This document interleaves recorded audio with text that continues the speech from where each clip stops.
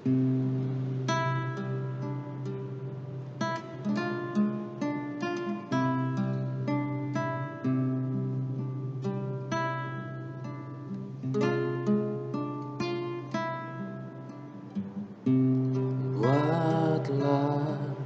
jalanmu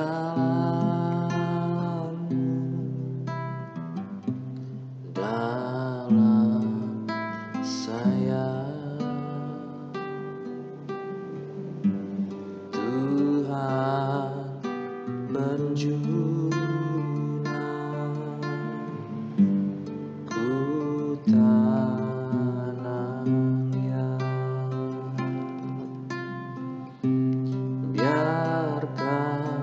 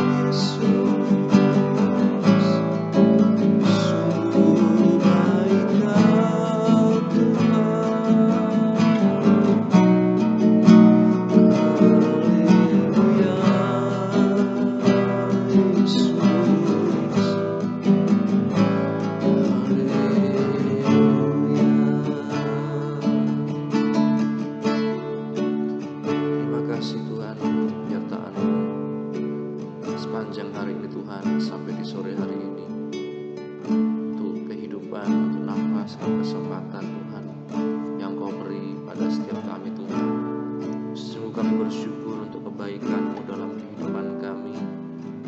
Dan Bapa, bila di sore hari ini kami sudah memuji muliakan nama-Mu, sebentar kami akan mendengarkan kebenaran firman-Mu Tuhan. Bukalah setiap hati kami Tuhan, kami dapat menerima kebenaran firman-Mu.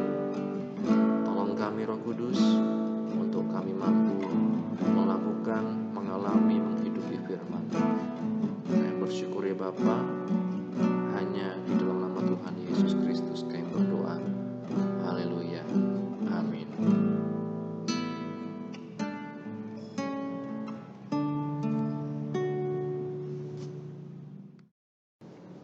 Bapak Ibu Saudara sekalian, sore ini renungan firman Tuhan dalam persekutuan doa kita sampai di Mazmur pasal 34.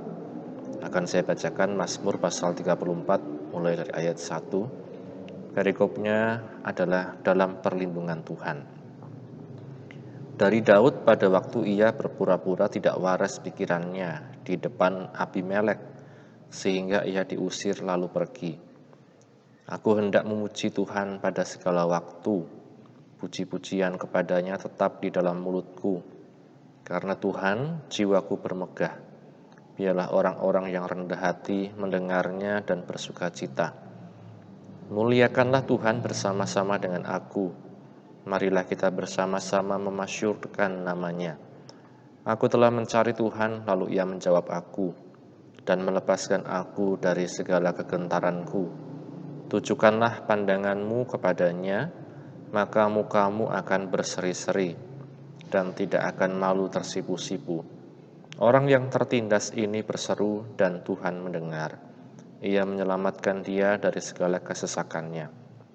Malaikat Tuhan berkemah di sekeliling orang-orang yang takut akan dia, lalu meluputkan mereka. Kecaplah dan lihatlah betapa baiknya Tuhan itu. Berbahagialah orang yang berlindung padanya. Takutlah akan Tuhan, hai orang-orangnya yang kudus, sebab tidak berkekurangan orang yang takut akan Dia.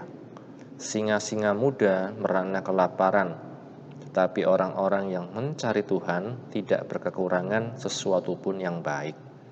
Marilah anak-anak, dengarkanlah aku. Takut akan Tuhan akan kuajarkan kepadamu.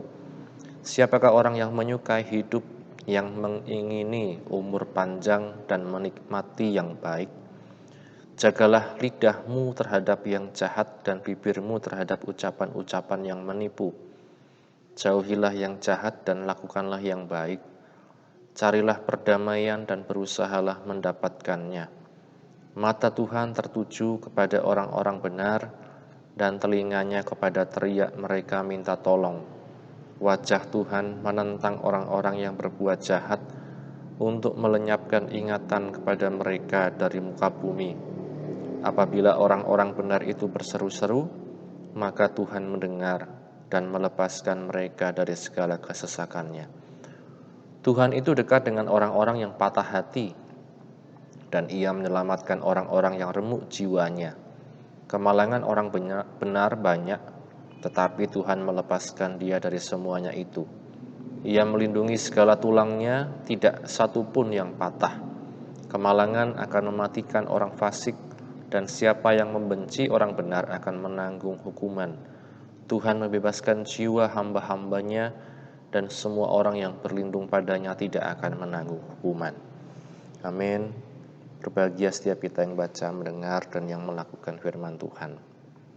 Bapak Ibu Saudara sekalian, masih menyambung dari Mazmur pasal 33 yang lalu. Dalam Mazmur pasal 34 ini masih ada beberapa poin tentang takut akan Tuhan.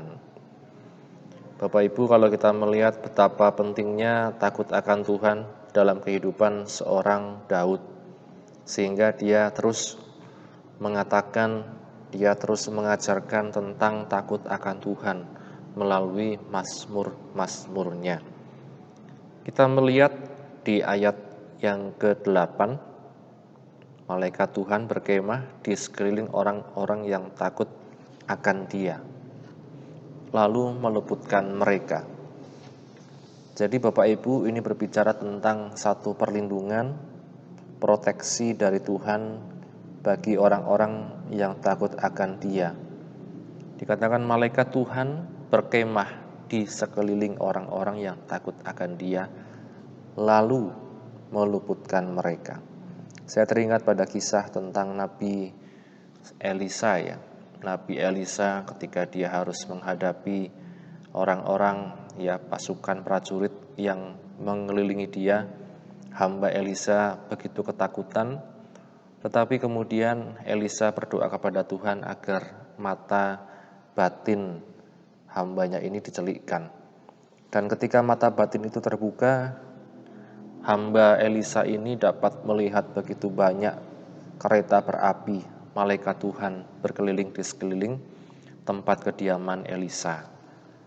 Nah, ini Bapak Ibu, saudara sekalian, bagi orang-orang yang takut akan Dia, berpegang padanya, dikatakan mereka mendapat proteksi perlindungan daripada Tuhan. Kemudian di ayat yang ke-10, takutlah akan Tuhan, hai orang-orangnya yang kudus, sebab tidak berkekurangan orang-orang yang takut akan Dia. Baik dalam hal jasmani, baik dalam hal rohani, Bapak Ibu saudara sekalian, dikatakan tidak akan mengalami kekurangan orang-orang yang takut akan Dia. Dijelaskan kembali di ayat yang ke-11, singa-singa muda merana kelaparan, tetapi orang-orang yang mencari Tuhan tidak kekurangan sesuatu pun yang baik. Ya, tidak kekurangan sesuatu pun yang baik. Nah, perlindungan dan juga kita melihat pemeliharaan sehingga tidak kekurangan ini menjadi pokok dalam kehidupan tiap manusia menjalani kehidupan sehari-hari. Di dalam Tuhan juga kita mendapat keselamatan, ya, kita mendapat jaminan, dan kita melihat dalam Mazmur ini ada perlindungan, ada kemudian pemeliharaan. Ayat yang ke-12, Daud mengajarkan bagaimana takut akan Tuhan itu.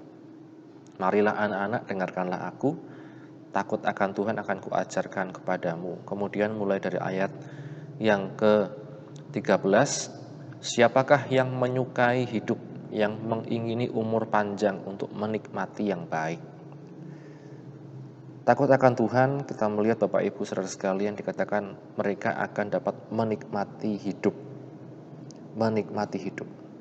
Bapak Ibu kalau bangun pagi, kita langsung berpikir tentang masalah-masalah yang harus kita hadapi pagi itu, atau kita berpikir kita akan menikmati hari itu bersama dengan Tuhan. Firman Tuhan katakan orang yang menyukai hidup, orang yang takut akan Tuhan, mereka akan menikmati yang baik, mengingini umur panjang, menikmati hidup. Ada orang umur panjang tetapi tidak bisa menikmati, ya karena takut, karena kekhawatiran, dan lain-lain. Tapi bersama dengan Tuhan dikatakan mereka bisa menikmati hidup. Kemudian bagaimana takut akan Tuhan dalam prakteknya? Di ayat yang ke-14, jagalah lidahmu terhadap yang jahat, bibirmu terhadap ucapan yang menipu. Jadi tentang lidah, tentang ucapan, ini Bapak Ibu jangan sembarangan kita mengucapkan hal-hal yang buruk, mengucapkan yang jahat, fitnah, atau berkata-kata yang menipu.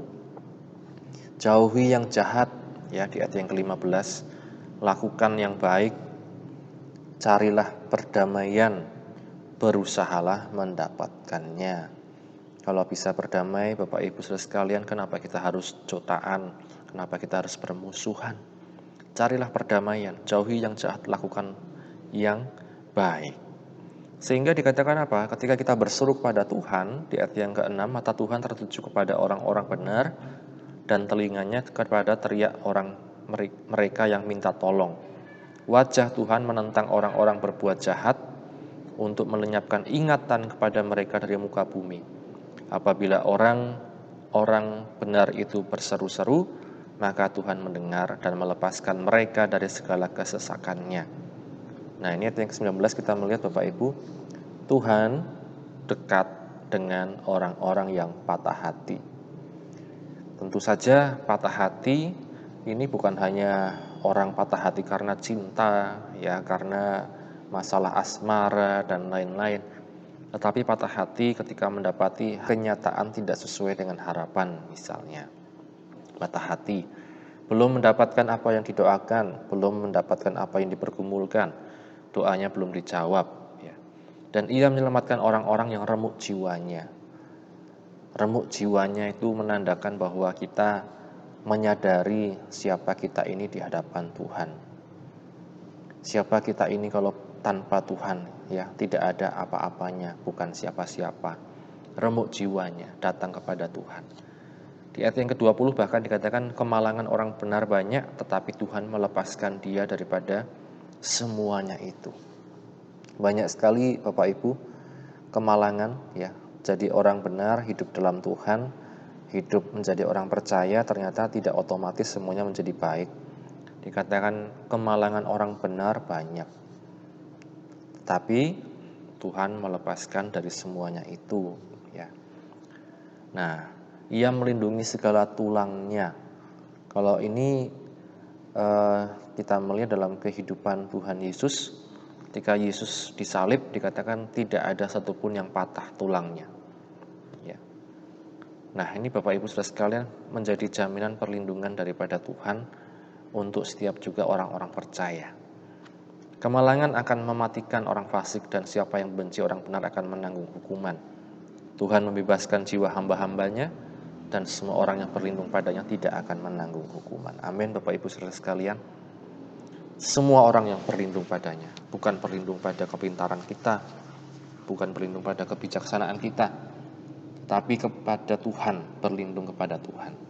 Maka dari pasal ini kita belajar bagaimana orang benar, orang takut akan Tuhan, mereka akan mendapatkan perlindungan, proteksi, mereka akan mendapatkan pemeliharaan, tidak berkekurangan, baik secara rohani, jasmani. Mereka bisa menikmati hidup, ya, dalam umur yang diberikan Tuhan. Dan bagaimana kita bisa menjalani kehidupan yang takut akan Tuhan? Dikatakan hati-hati dengan ucapan kita, jaga lidah kita, jangan sembarangan ngomong. Jauhi yang jahat, lakukan yang baik. Kemudian ketika kita menyadari siapa kita, dikatakan datang dengan patah hati, dengan remuk jiwa kepada Tuhan. Bukan dengan satu keangkuhan, kesombongan, tapi dengan kesadaran bahwa kita tidak bisa apa-apa tanpa Tuhan. Maka dikatakan Tuhan membebaskan jiwa hamba-hambanya. Ada keselamatan bagi orang yang percaya. Di dalam Yesus dialah kebenaran sejati, dialah yang menyelamatkan setiap kehidupan kita.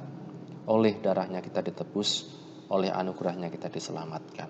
Mari sama-sama kita berdoa. Bapa, kami bersyukur untuk kesempatan yang Kau beri pada kami di sore hari ini.